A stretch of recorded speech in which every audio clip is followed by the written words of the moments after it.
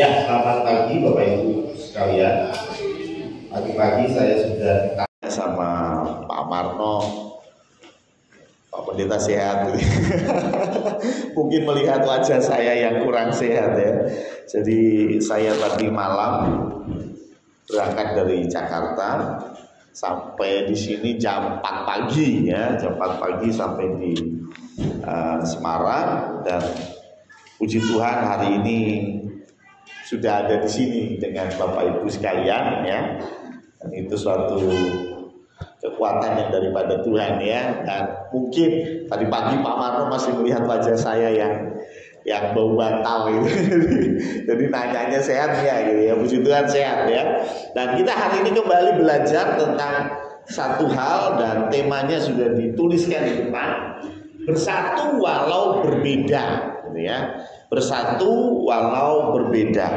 Nah, kalau kita mau membahas ini, tentunya masih di dalam perikop yang sama, Efesus pasal 4 ayat yang pertama sampai dengan ayat yang ke-16. Dan seperti biasa kita akan baca bergantian, dan dibalik yang ayat pertama Bapak Ibu dulu dan saya ayat yang kedua, dan begitu seterusnya ya. Oke, siap ya. Efesus 4 ayat 1 sampai dengan ayat yang ke-16.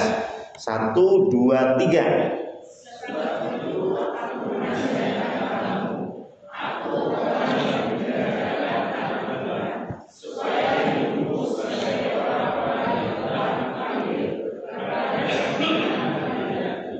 Hendaklah kamu selalu rendah hati, lemah lembut, dan sabar.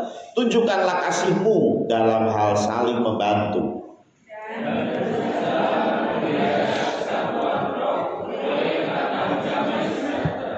Satu tubuh dan satu roh, sebagaimana kamu telah dipanggil kepada satu pengharapan yang terkandung dalam panggilanmu.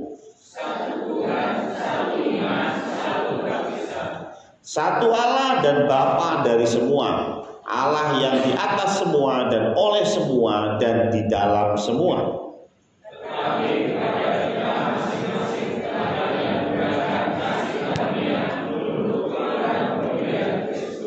Itulah sebabnya kata Nas, tatkala ia naik ke tempat tinggi, ia membawa tawanan-tawanan, ia memberikan pemberian-pemberian kepada manusia.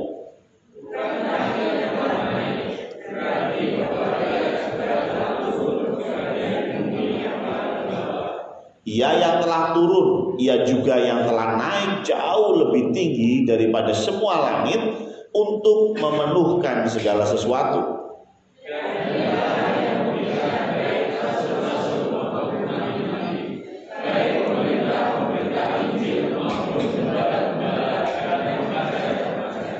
Untuk memperlengkapi orang-orang kudus bagi pekerjaan pelayanan, bagi pembangunan tubuh Kristus.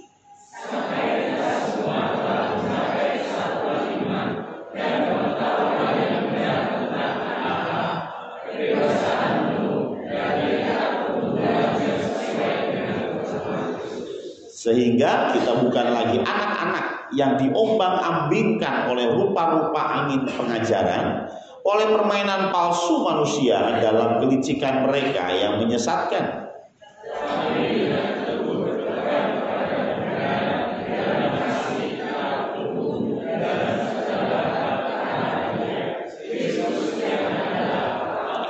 Daripadanya lah seluruh tubuh yang rapi tersusun dan diikat menjadi satu oleh pelayanan semua bagiannya, sesuai dengan kadar pekerjaan tiap-tiap anggota, menerima pertumbuhannya dan membangun dirinya dalam kasih. Amin ya. Yang pertama, kita harus sadari bahwa perbedaan itu ada, dan bahkan perpecahan itu nyata. Ya, nggak cuma perbedaan, mungkin berbeda tapi nggak pecah, itu bagus ya. Tapi pada kenyataannya sebetulnya kalau kita lihat sejarah, nggak usah jauh-jauh. Sejarah itu kan sesuatu yang tidak terbantahkan, yaitu ada yang namanya perpecahan, bukan di luar sana, tapi di dalam tubuh Kristus alias gereja. Kalau Bapak Ibu lihat sekarang, Ada lebih dari 300 denominasi di Indonesia. Itu baru gereja Kristen Protestan.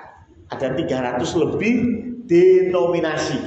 Gereja Isa Al-Masih itu salah satunya. Bayangin ya, ada 300 lebih. Itu ngapalinnya aja udah bingung ya. Ya, ada GPDI, GKI, GKJ, atau GEMIM, GSJ, aduh banyak sekali ya. Jadi rupanya dari situ saja kita tahu bahwa ada perpecahan sebetulnya di dalam tubuh gereja.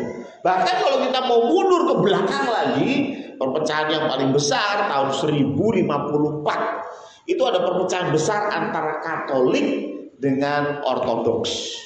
Ya, makanya ada Kristen Ortodoks, ya, salah satunya Ortodoks Mesir, Ortodoks Yunani, Ortodoks Ethiopia, itu ada gitu ya.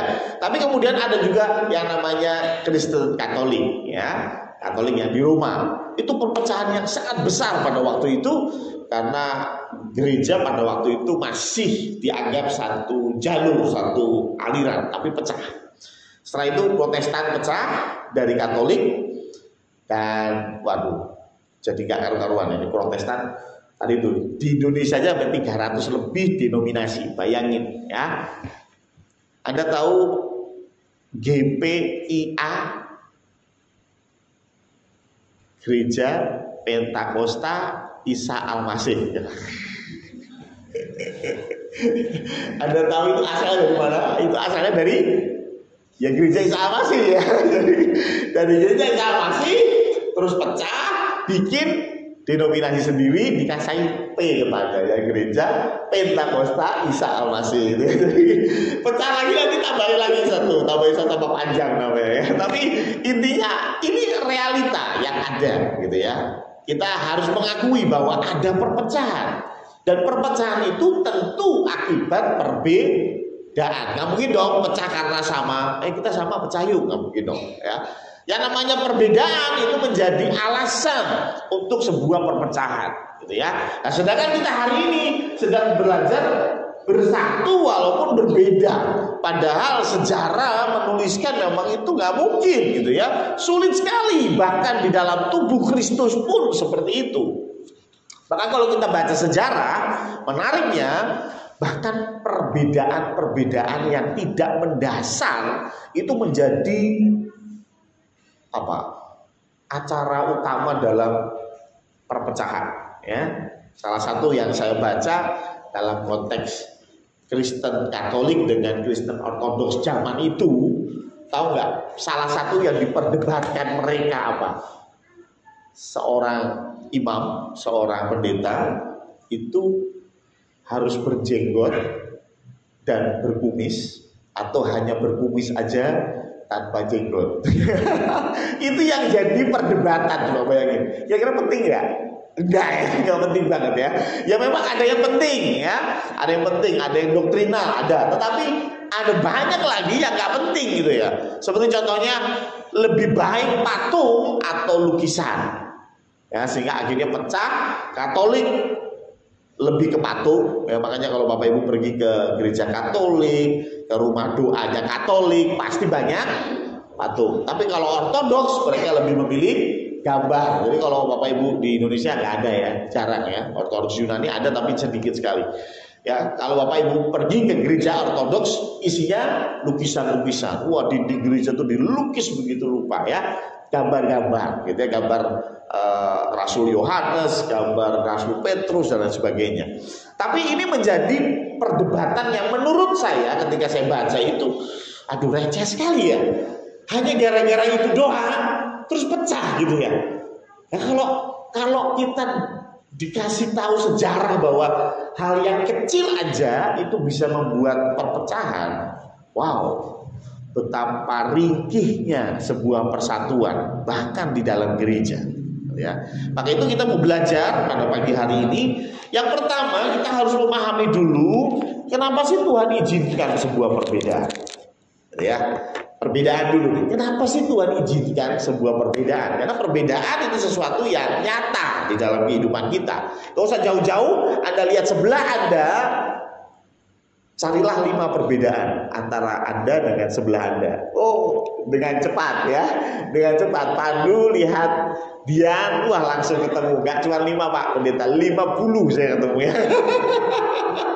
Ya, satu berkumis, satu tidak ya. Ya, sepintas saja sudah kelihatan berbeda gitu ya. Kita berbeda, dan masalahnya kenapa Tuhan menciptakan perbedaan? Tuhan izinkan ada perbedaan. Yang pertama memang kelihatan bahwa karakter Tuhan, memang Tuhan itu suka dengan perbedaan. Jadi bagaimana kita mengenal sifat Allah? Salah satunya adalah dengan melihat ciptaannya. Bagaimana kita mengenal Allah? Sebelum ada Alkitab, betul kan? Sebelum ada Rasul, sebelum ada Nabi, bagaimana kita mengenal Allah? Gak usah jauh-jauh. Yang namanya Abraham atau Ibrahim, saya mau tanya agamanya apa? Ada yang bilang, oh Abraham itu agamanya Yahudi. Jangan salah, Yahudi itu dari kata Yehuda. Yehuda ini apa nih berarti? Cicitnya Abraham. Abraham punya anak Ishak, Ishak punya cucu, Abraham punya cucu Yakub, Abraham punya cicit baru ya Yehuda. Bayangin, masa agamanya cicitnya yang meluk apa nenek buyutnya? Ya nggak mungkin lah. Ya, jadi Abraham itu agamanya apa ya? Gak ono. Lah bagaimana Abraham mengenal Allah? Melalui ciptaan, melalui hati nurani, gitu ya. Makanya di dalam konteks budaya di dalam dunia ini ada banyak agama muncul. Kenapa? Hati nurani. Oh, Tuhan itu besar, dahsyat, begitu ya. Maka dia menguasai langit. Dan di langit itu yang paling luar biasa adalah petir. Maka ada yang namanya dewa petir. Zeus. Wah, itu kan karena apa? Karena lihat ciptaan dan hati nurani manusia. Kemudian mereka menggambarkan seperti apa Tuhan itu. Ya, makanya ada apa namanya cerita bagaimana orang kesambar petir ya tersenyum gitu ya. Kenapa kok tersenyum di sambar petir? Ya dikirain lagi di foto ya. Padahal sambil bledek. Tapi intinya apa yang Tuhan ciptakan, dari situ kita bisa melihat sifat Tuhan, karakter Tuhan. Nah, salah satunya Tuhan sangat senang dengan perbedaan. Betul ya? Coba lihat alam semesta kita, gak ada yang sama. Bahkan sidik jari aja gak ada yang sama. Sekarang teknologinya lebih canggih lagi, pakai apa? Retina mata ya. Wah, lebih canggih lagi ya. Gak ada yang sama. Bahkan DNA kita pun gak ada yang sama. Ya memang dari DNA kita bisa tahu Alfian ini anaknya siapa, tahu, tapi nggak sama, ya nggak sama. Sebagian besar DNA-nya Alfian 50% punya papa, 50% punya mama, pasti begitu loh. Tapi kan nggak mungkin sama persis. Dan sampai hari ini pun nggak ada yang menurut saya ciptaan Tuhan yang sama persis. Ciptaan manusia banyak yang sama persis, betul ya? Mobil Toyota Avanza, sama persis ya. Sama persis di seluruh dunia. Itu mobil sejuta umat gitu ya katanya. Berarti ada jutaan di dunia ini. Ya sama persis. Tapi kalau bicara tentang ciptaan Tuhan, gak ada yang sama. Semuanya berbeda. Jadi rupanya perbedaan itu memang Tuhan senang dengan perbedaan. Nah, kenapa sih kok Tuhan senang dengan perbedaan? Nah, perbedaan ini membuat kita lebih menghargai.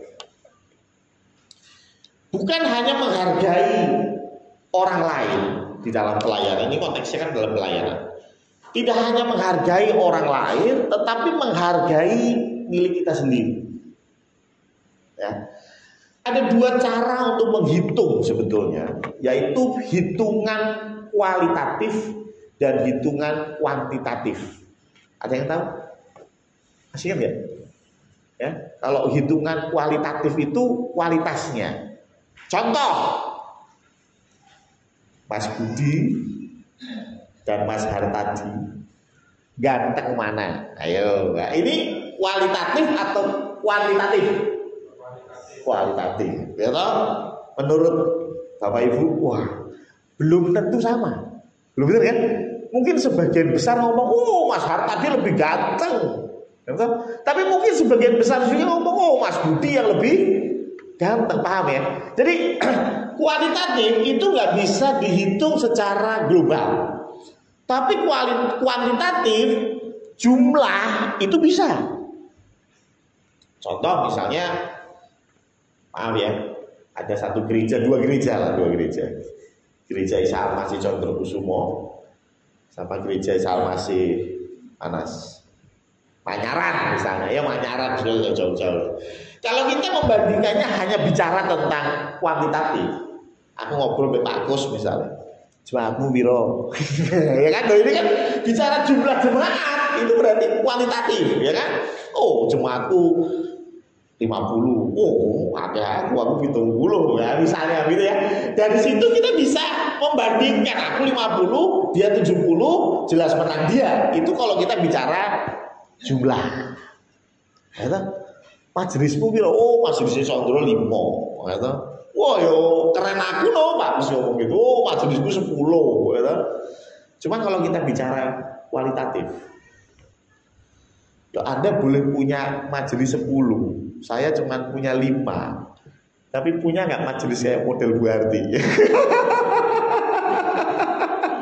Loh, gampangnya begitu toh. Loh, Anda boleh punya 10, Anda punya banyak, oke. Loh, tapi saya punya satu majelis bisa ngapa-ngapain mulai dari sekolah minggu sampai memandikan mayat itu bisa ya. Loh, punya nggak kamu? Kan gitu ya. Loh, maksudnya begini, tidak hanya menghargai orang lain, tetapi kita juga bisa bangga dengan apa yang kita miliki. Kita bisa menghargai diri kita. Kalau kita saja tidak menghargai apa yang kita punya, terus jangan berharap orang lain menghargai apa yang kamu punya. Betul nggak? Ya, itu dalam konteks bersyukur. Betul nggak? Kadang-kadang kita nggak mau bersyukur. Kita lihat orang lain, oh punya motor 3, motor 4, punya mobil, punya ini. Kita lupa kita bersyukur dengan apa yang kita punya. Ya. Ketika saya bicara dengan hamba Tuhan lain, wah biasanya yang ditanya apa? Jumlah jemaat, ya, jumlah persembahan berapa? Gitu. Itu hal yang bisa dihitung. Ya, tetapi coba kita lihat secara kualitatif. Ya, wah, saya punya teman, dia persembahan di gereja itu 1 bulan 50 juta. Ya, Anda tahu berapa jemaatnya? 10 orang. Jemaatnya 10 orang, tapi pemasukan gereja 50 juta 1 bulan. Ya, karena 10 orang itu satu keluarga. 10 orang ini satu keluarga, dan rupanya keluarga cukup kaya gitu ya. Jadi 1 bulan ya kasih ke gereja 50 juta. Wah, ya. Kalau kita hanya bicara tentang nominal keuangan, bisa tanya Bu Ati lah, ya 50 juta nggak kita ya? Ya, enggak lah ya, nggak nyampe segitu ya. Tapi, teman saya 50 juta, tapi itu kalau kita hanya melihat secara hitung-hitungan. Tapi begitu kita bicara lebih dalam lagi, waduh, tapi karena jemaatnya cuma 10 dan itu satu keluarga, pendetanya harus nurut sama jemaatnya. Karena kalau pendetanya nggak mau nurut sama jemaat, sudah ya keluar habis ya, karena satu keluarga habis selesai ya. Jadi apapun harus ya, dan lebih sulit lagi kalau ada perkelahian atau ada masalah di dalam keluarga. Mau memihak yang A, nanti yang B marah, memihak yang B, yang A marah, sehingga kurang objektif di dalam pengajaran. Kalau kita melihat yang itu, wah saya jauh lebih bersyukur dengan dia Condrokusumo, ngerti ya? Jadi tidak hanya kita bicara tentang menghargai orang lain, tetapi dengan cara yang sama, dengan adanya perbedaan, kita bisa menghargai diri kita sendiri. Kita bisa melihat bagaimana ya yang kita punya dan kita bersyukur untuk itu. Ya, kalau saya bandingin saya dengan Ricky begitu ya. Ricky itu badannya masih bagus, tinggi besar, gagah gitu. Wah. Ya mungkin saya minder juga, tapi begitu saya lihat kaca, jangan salah, dia nggak punya brewok, ya. Saya punya brewok. Ya ada hal-hal yang kemudian kita bersyukur untuk apa yang kita punya, gitu ya. Nah hal yang sama dengan konteks pelayanan kita. Tuhan izinkan berbeda-beda. Dan saya yakin kalau konteksnya pelayanan ini bukan bicara jumlah, ini bicara tentang keberagaman, betul ya? Ada satu yang waduh pinter sekali jadi WL, gitu ya. Ada satu yang pinter sekali ketika kunjungan ke rajin dan pintar sekali kunjungan ke jemaat. Ini semua pelayanan-pelayanan yang ada, dan ketika ini diseragamkan, maka kita jadi kurang bisa bersyukur kalau diseragamkan, gitu ya. Karena kita hanya melihat, Mas Purwoko nyanyinya lebih dari saya. Itu doang yang kita lihat. Ya. Mungkin Bu Brenda melihat Mas Purwoko bisa jerat-jerit, iri gitu. Iri, karena apa? Karena Bu Brenda jangankan jerit, ngomong aja susah ya. Tenggorokannya lagi sakit gitu ya. Nah, artinya ketika kita diseragamkan, maka nggak seru lagi gitu ya. Diseragamkan akan sulit sekali kita untuk mengucap syukur. Tetapi Tuhan izinkan itu. Di dalam pelayanan Tuhan izinkan ada keberagaman. Karena kita memang berbeda. Memang berbeda. Ya, bahkan saya juga menebak-nebak. Ini kenapa B sama E-nya warnanya berbeda, ya? Tapi ini pasti ada ceritanya. Karena gabusnya habis, ya. Enggak lah ya, pasti lebih dari itu ya. Mas ini berpikiran jauh ke depan, ini kan berbeda Jadi saya kasih BI-nya berbeda warnanya. Pintar ya. Sebetulnya gabusnya habis itu ya. Ya. Nah, dalam ketika kita mencari orang lain yang berbeda dengan kita, punya karunia yang berbeda dengan kita, ada satu hal yang menarik yang Tuhan coba kasih kepada kita. Ya, coba kita lihat di dalam Yohanes 3 ayat 27 ya. Yohanes pasal 3 ayat yang ke-27. Ini saya kasih gambaran sederhananya ya, ya. Jadi ceritanya adalah yang namanya Yohanes Pembaptis itu punya murid. Ya. Bahkan Yohanes Pembaptis itu lebih dulu melayani 6 bulan sebelum Tuhan Yesus masuk ke dalam pelayanan. Karena zaman itu orang Yahudi boleh melayani, boleh jadi rabi itu setelah umur 30. Ya.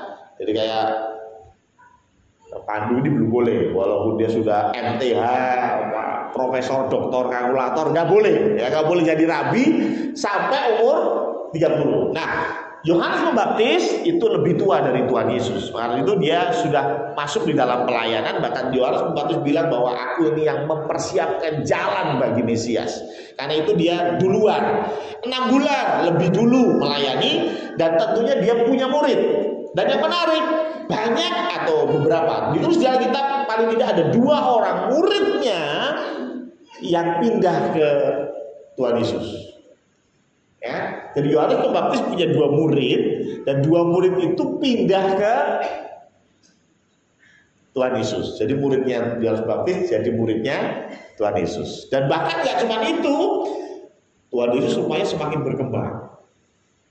Muridnya semakin banyak, Tuhan Yesus, bahkan murid-muridnya Tuhan Yesus mulai membaptis orang juga. Dan ini mulai jadi pertanyaan bagi murid-muridnya Yohanes Pembaptis. Waduh, ini tanda kutip ya, pemain baru nih.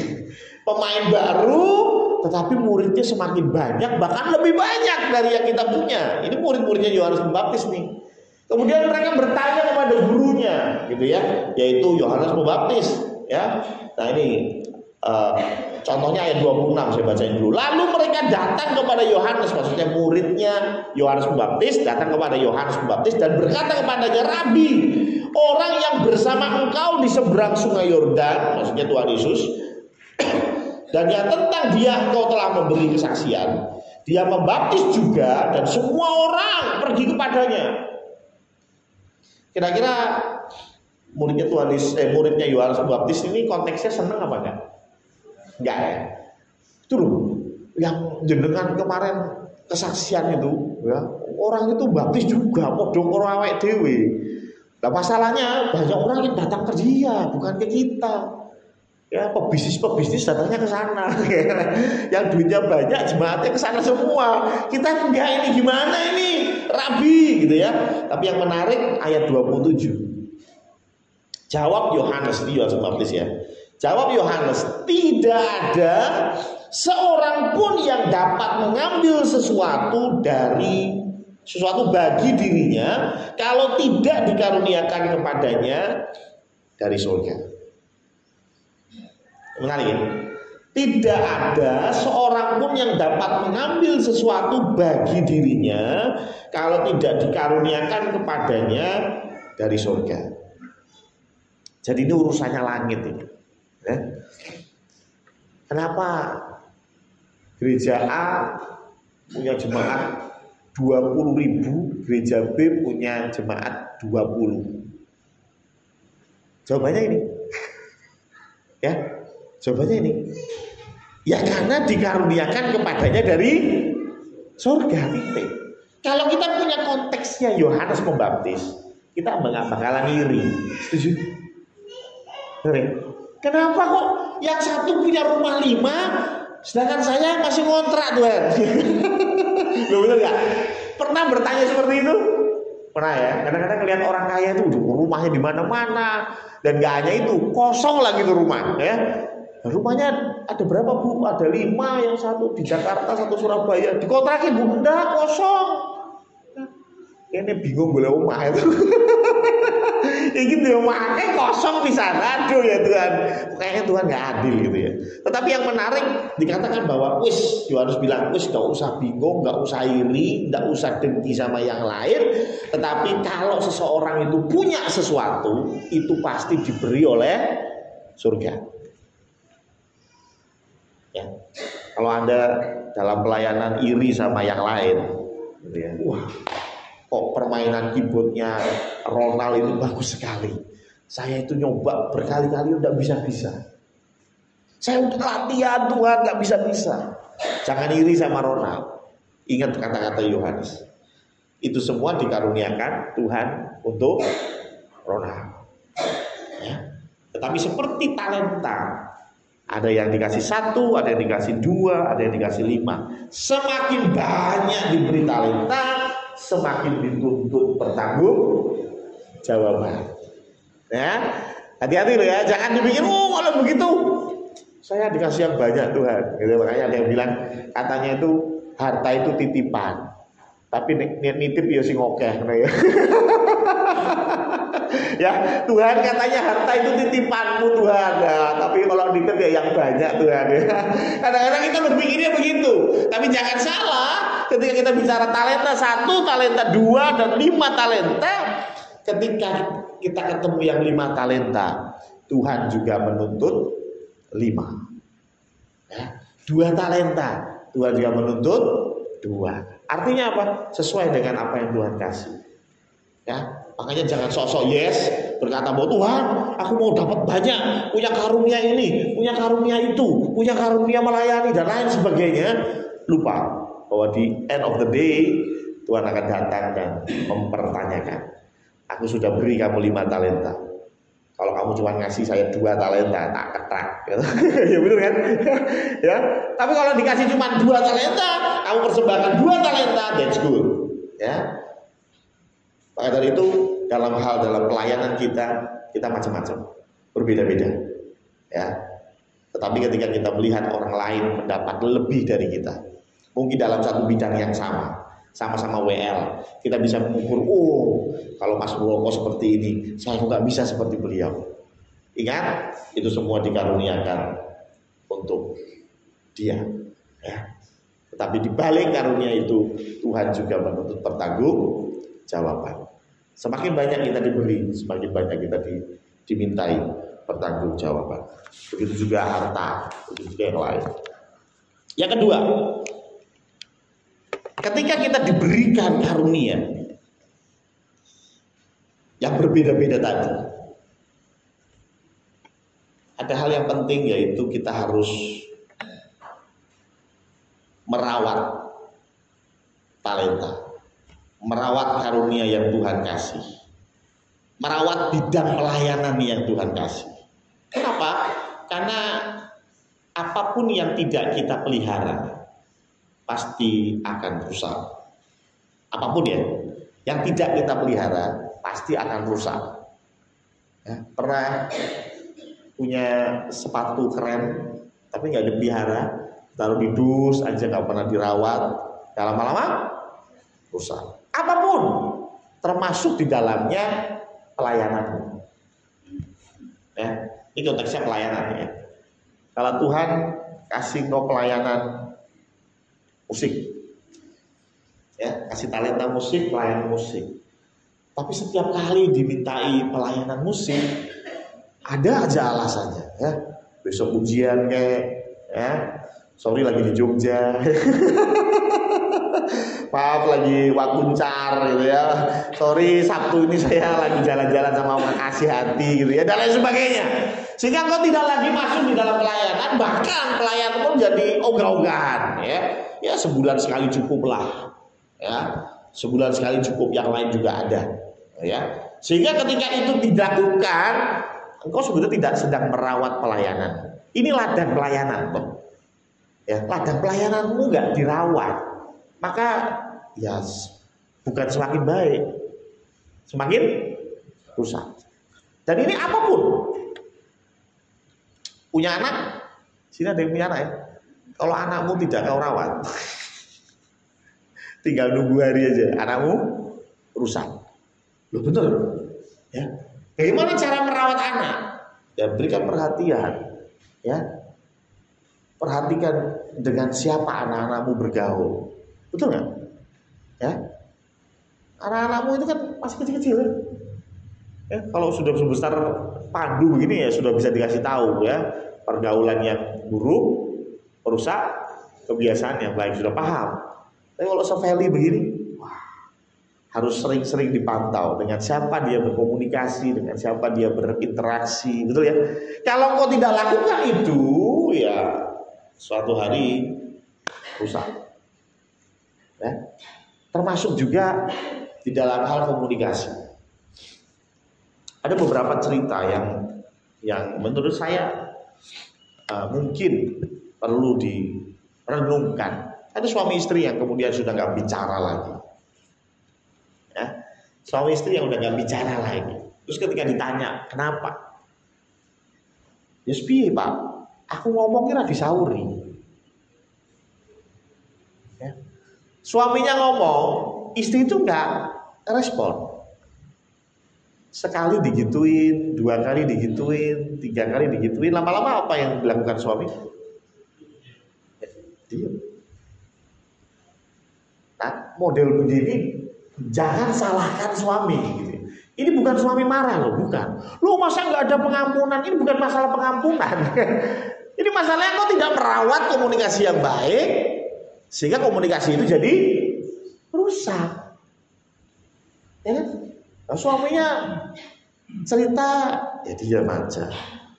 Atau mungkin ada nggak di sini yang punya teman yang kalau WA-nya sekarang jawabnya mungkin 2-3 tahun lagi lah. Saya punya 2 ya toh. Saya punya 2 ya. Satu Andre ya. Di Andre ya. Di WA Masya Allah ya. Kedua Mas Firman ya. Ya, di WA-nya sekarang itu dijawabnya nggak tahu kapan ya, tunggu Tuhan Yesus datang kali ya. Sabar ya Tuhan. Bener kasusnya gini. Kadang-kadang itu juga WA, itu komunikasi ya. Itu komunikasi ya. Ketika kita WA, kemudian mereka hanya lihat saja, mereka hanya baca aja, terus kemudian nggak respon. Ya, kalau di WA itu kan kita bisa tahu ya, kecuali disembunyiin ya. Kita bisa tahu itu udah dibaca belum, udah dibaca tapi nggak direspon ya. Gitu ya. Sekali oke lah, 2 kali oke lah. Tapi bagaimana menurut Anda kalau itu dilanjutkan terus tanpa respon, kita tanya apa nggak dijawab, lama-lama kita malas nanya, betul ya? Kita malas WA, kita malas berkomunikasi dengan dia. Sekali lagi ini bukan marah, Jangan disamakan dengan marah. Om Yoyo marah mbek aku. Lah opo? Lah Om Yoyo WA ora tau tak bales. Duduk marah dulu ya. Emosi ya. Bukan marah, tetapi saya mengerti bahwa berarti komunikasi lewat WA udah gak berlaku ya. Parah nih langsung gitu ya. Artinya ketika kita punya komunikasi yang rusak dengan sesama pelayan Tuhan, ayo kita recovery. Dan ketika kita recovery, tolong jaga komunikasi itu. Ya, saya nggak berkata bahwa kita harus sesegera mungkin menjawab WA kalau dari teman pelayanan, enggak, dengan siapapun. Karena apapun yang tidak engkau rawat pasti akan rusak. Ya, termasuk di dalamnya komunikasi.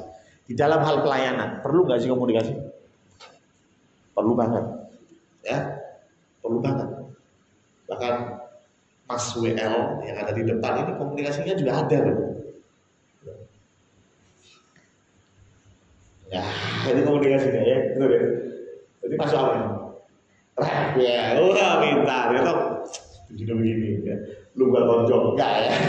Artinya selesai ya. Ada komunikasi loh dalam pelayanan, musik aja. Apalagi kalau kita bicara tentang kepanitiaan. Ada komunikasi? Ada. Ada komunikasi, makanya setiap panitia pasti buat WA grup gitu ya untuk komunikasi, untuk ngobrol di situ. Ya. Nah, manfaatkanlah jalur-jalur komunikasi yang ada untuk apa? Ya untuk berkomunikasi. Jangan terus nggak berani, punya ide nggak berani, tapi begitu sudah dieksekusi, aku sakjane ora setuju. Lebih gitu ya. Loh, waktu rapat, waktu diskusi diem aja ya. Tapi begitu eksekusi, aku sakjane ora setuju. Masa sih nyanyi padu, suaranya cempreng, lu setan. Ikut rapat aja enggak gitu ya. Nah, diem aja, nggak ada ide. Tetapi begitu eksekusi, isinya mau nyacat, malsi, gitu. Ya ayo kalau kita punya jalur komunikasi yang masih sehat, sampaikan itu. Ya, karena itu pun mendukung pelayanan. Kita berbeda-beda, tubuh. Kan ingat ya, Tuhan Yesus mengatakan bahwa kita ini tubuh Kristus. Tubuh itu juga perlu komunikasi satu dengan yang lain. Setuju? Ya kan? Kaki melangkah itu pun perlu komunikasi loh. Ya? Coba kalau melangkahnya bareng, itu kan kayak ini ya, kayak pocong. Pocongnya Chinese ya. Kita beli kertas. Ini kalau yang nonton buku zaman dulu pasti tahu ya. Ya, tapi kertas langsung menang ya. Piye konsepnya. Tapi intinya tubuh kita pun perlu komunikasi loh. Organ kita perlu komunikasi, ya kan? Ketika Anda lari terus perlu energi yang lebih, maka perlu membakar lemak yang lebih, dan membakar lemak berarti perlu oksigen yang lebih. Apa yang terjadi? Kerenggosan. Itu Melayu kerenggosan. Ya kan apa? Membakar lemak yang lebih, gitu? Karbohidrat yang lebih. Nah, bagaimana kita bisa melayani bersama-sama, ya, walau berbeda tadi, kalau tidak ada komunikasi. Di Efesus 4 ayat 11 sampai 12 dijelaskan bagaimana ada macam-macam pelayanan yang Tuhan sudah beri, ya. Saya bacain aja ya. Dan dialah yang memberikan baik rasul-rasul, nabi-nabi, baik pemberita-pemberita Injil maupun gembala-gembala dan pengajar-pengajar untuk memperlengkapi orang-orang kudus bagi pekerjaan pelayanan, bagi pembangunan tubuh Kristus. Jadi perbedaan itu pasti ada, pasti. Tetapi ayo kita bersatu dalam konteks itu semua untuk memperlengkapi orang-orang kudus bagi pekerjaan pelayanan. Nah, yang terakhir, apa landasan persatuan kita? Landasan persatuan kita ditulis di ayat 4, 5, dan 6. Ada 7 saya hitung. Aduh, kan kayaknya sih kalau 7-7-nya dibahas bisa sampai siang ya. Efesus 4 ayat 4 sampai 6, satu tubuh dan satu roh. Sebagaimana kamu telah dipanggil kepada satu pengharapan, 3 ya, yang terkandung dalam panggilanmu. Satu Tuhan, 4, satu iman, 5, satu baptisan, 6, Satu Allah dan Bapa bagi semua, 7. Jadi ada 7 paling tidak. Yang Efesus 4 coba jabarkan landasan bagi persatuan kita.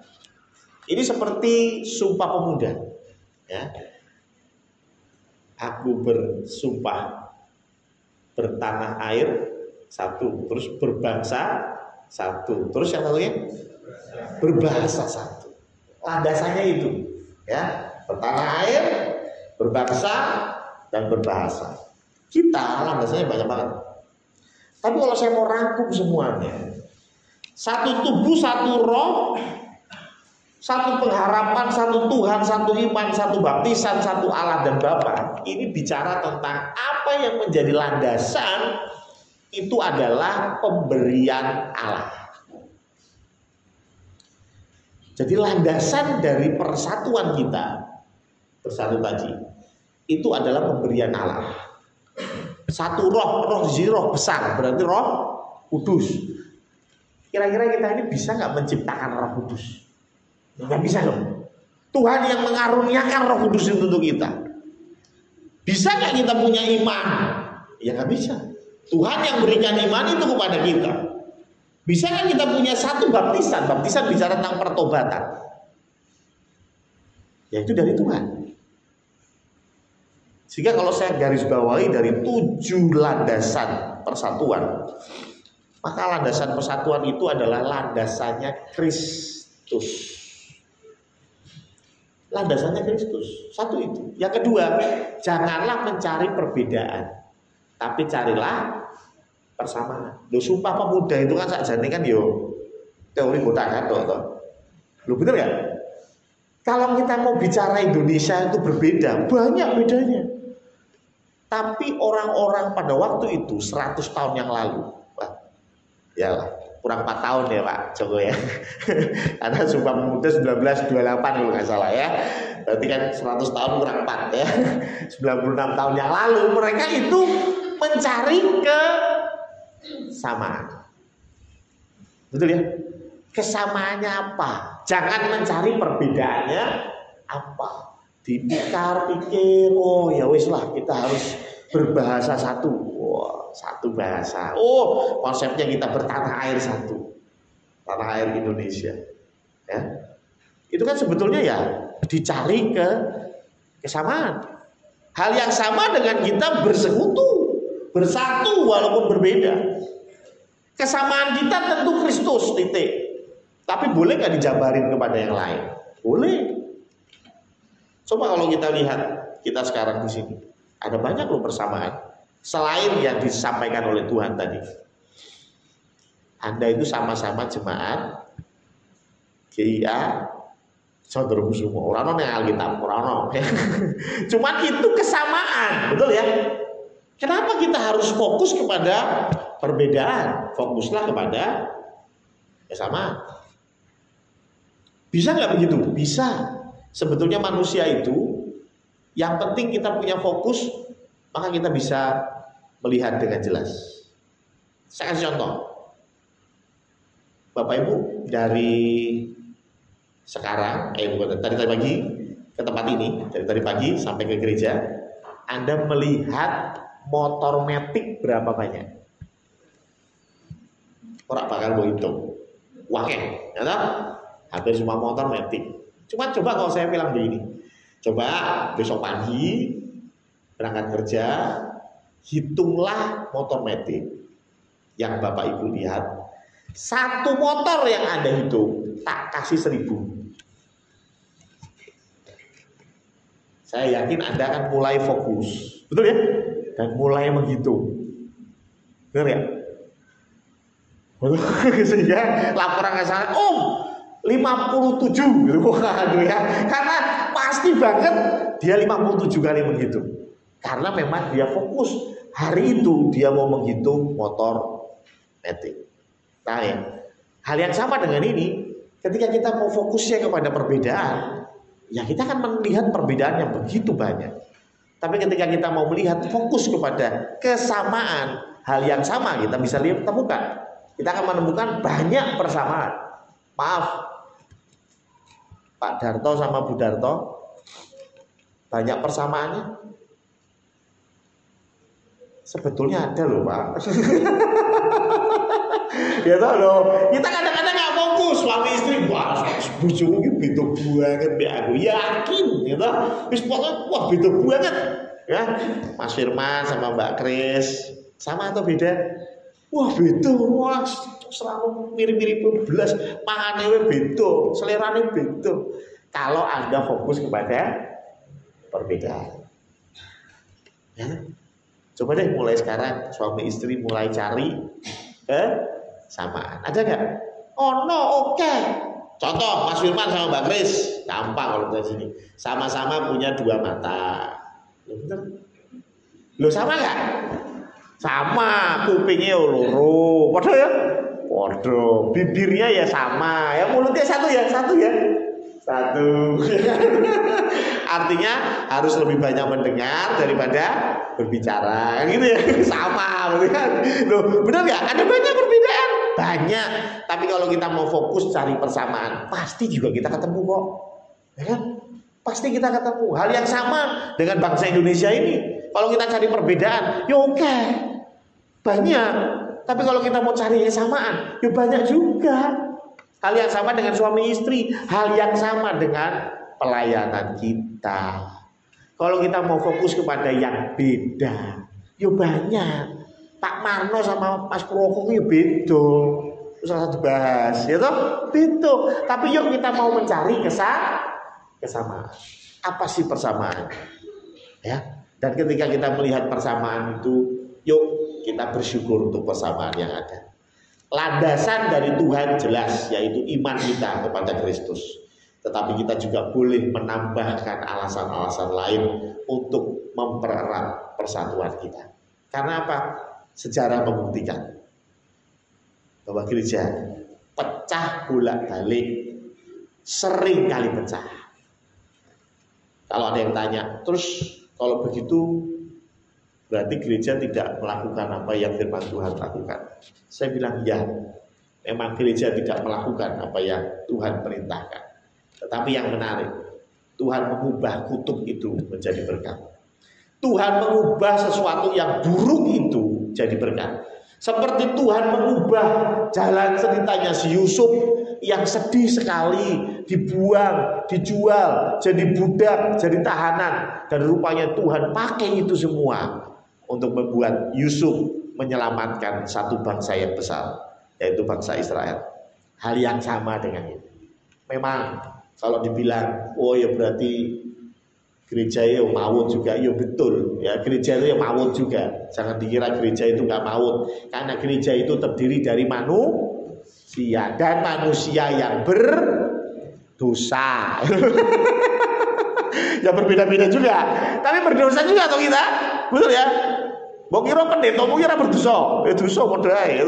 Mbok kira majelismu sing keren-keren iki ora dosa, ya dosa juga. Kita semua orang-orang berdosa. Kita bikin organisasi namanya gereja, ya pecah wajar. Tetapi bukan itu poinnya, tapi ketika Tuhan mengubah itu semua menjadi sesuatu yang indah. Sekarang kalau kita melihat, saya secara pribadi, saya melihat perbedaan-perbedaan di dalam tanda kutip organisasi gereja itu memperkaya.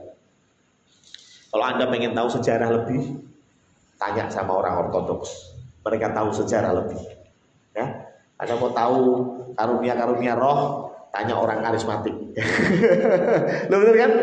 Ya, akhirnya Tuhan membuat ini menjadi indah, gitu ya. Tuhan membuat ini menjadi indah. Dan hal yang sama dengan kita semua. Ya, saya tahu condong Sumopo tidak terlepas dari sejarah perpecahan. Tetapi biarlah itu Tuhan yang membentuk kita menjadi semakin baik. Tetapi kita nggak mau itu terulang. Tetap kita mau bersatu walaupun berbeda. Ada banyak kesamaan yang Tuhan sudah berikan di gereja ini. Jadikan itu fokus kita dalam pelayanan. Amin. Mari kita tutup di dalam doa. Ya, terima kasih kepada Ibu yang sudah menaikkan doa-doa kita. Saya minta waktunya sejenak untuk kita bisa menyimak warta kegiatan sepekan yang ada di gereja kita. nanti sehabis ibadah, anak tugas remaja akan beribadah di pukul 10. Benarkah ini Mbak Ina? Anak tugas remaja tetap ada kegiatan di mana Mbak Ina? Ada ya. Pujian dilayani oleh Saudari Mega, firman Tuhan oleh Ibu Mulyani. Kemudian nanti sore ibadah kedua sudah digabung dengan ibadah pagi. Jadi ibadah nanti sore diadakan karena sudah digabung karena ada acara catering. Jadi ibadah sore digabung dengan ibadah pada pagi hari ini. Bapak Ibu, kita akan lanjutkan yaitu untuk hari Selasa, karena nanti sore pun anak-anak Genji juga ibadah diliburkan karena ada acara catering. Hari Selasa tanggal 30 Januari 2024 pukul 18.30 persekutuan doa yang bertugas adalah Bapak Kumpul. Kami mengundang untuk jemaat untuk bisa bergabung bersama-sama dengan kami untuk kita bersekutu di dalam doa malam itu di hari Selasa. Untuk hari Jumat tanggal 2 Februari 2024 pukul 18.30 dua KPK akan bergabung kembali mengadakan ibadah yaitu di rumah Ibu Lasmi. Pujian dilayani oleh Tuhan Taufik, firman Tuhan akan disampaikan oleh Pendeta Samuel Biotomo. Untuk hari Sabtunya tanggal 3 Februari 2024 pukul 15.30 anak-anak Genji akan beribadah. Anak-anak CKK akan beribadah yang mana pujian dilayani oleh Ibu Lisa. Untuk KU 3 sampai 8 tahun akan mengadakan ibadah di gereja yang mana firman Tuhan akan disampaikan oleh Ibu Beto Kristiana. Untuk KU 9 sampai 11 tahun mengambil lantai 3 firman Tuhan dilayani oleh Ibu Kristiana SW. Untuk pelayanan di minggu tanggal 4 Februari, Bapak Ibu silakan menyimak di warta yang sudah ada, baik itu di HP Bapak Ibu semua atau di warta cetak yang sudah dibagikan. Kita akan menginjak ke warta keuangan. Laporan kas pembangunan sampai dengan tanggal 27 Januari 2024, puji Tuhan kita punya saldo 15.663.485 rupiah. Kemudian keseluruhan sampai dengan 21 Januari 2024 berumur 7.716.785 rupiah. Kemudian kita akan menginjak warta khusus. Warta khusus yang pertama telah dibuka penerimaan pendaftaran murid baru PAUD. Ini syarat-syarat sudah ada. Silahkan bagi Bapak Ibu sekalian yang punya keluarga yang usia PAUD bisa menghubungi Mbak Ina yang mana nomornya sudah tertera di dalam warta. Kemudian yang kedua, bagi Bapak Ibu yang menggunakan ruang kelas PAUD selama ibadah, mohon untuk membersihkan dan mengembalikan mainan pada tempatnya. Ini karena himbauan juga supaya kita juga bertanggung jawab untuk menjaga kebersihan di mana tempat anak-anak kita belajar. Yang ketiga, telah dibuka pendaftaran baptisan air bagi jemaat yang ingin mendaftarkan diri bisa menghubungi langsung Pendeta Samuel di nomor yang sudah tertera juga. Bapak Ibu, itu yang bisa saya sampaikan. Sebelumnya saya mundur, saya mewakili keluarga dan majelis mengucapkan terima kasih kepada seluruh jemaat yang sudah mendukung acara dari Hari Baru ya. Saya belum mengucapkan terima kasih karena kado maaf baru kami buka tadi malam.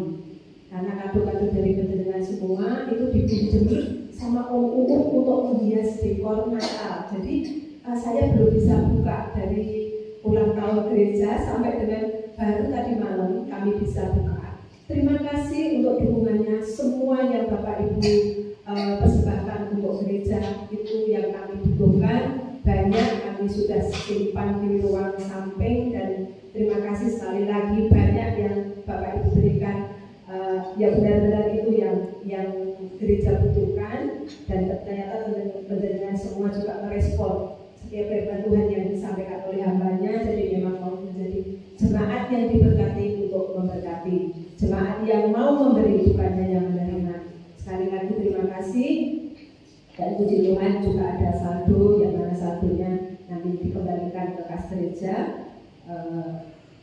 Itu yang bisa saya sampaikan, dan mengingatkan kembali untuk Pedia. Jadi bagi Bapak Ibu yang mau bergabung dengan Pedia, silahkan mendaftar kepada Pak Firman. Mana Pak Firman ini? Sudah kabur. Bu Ari kebetulan tidak ada. Kalau bisa langsung pada majelis bidangnya, yaitu Diakon Purwoko. Ini yang membawahi bidang Pedia. Jadi kalau jemaat yang mau bergabung, silakan bisa mendaftarkan. Kemudian ada lagi satu, yaitu koperasi. Bagi jemaat yang mau bergabung di koperasi masih terbuka juga,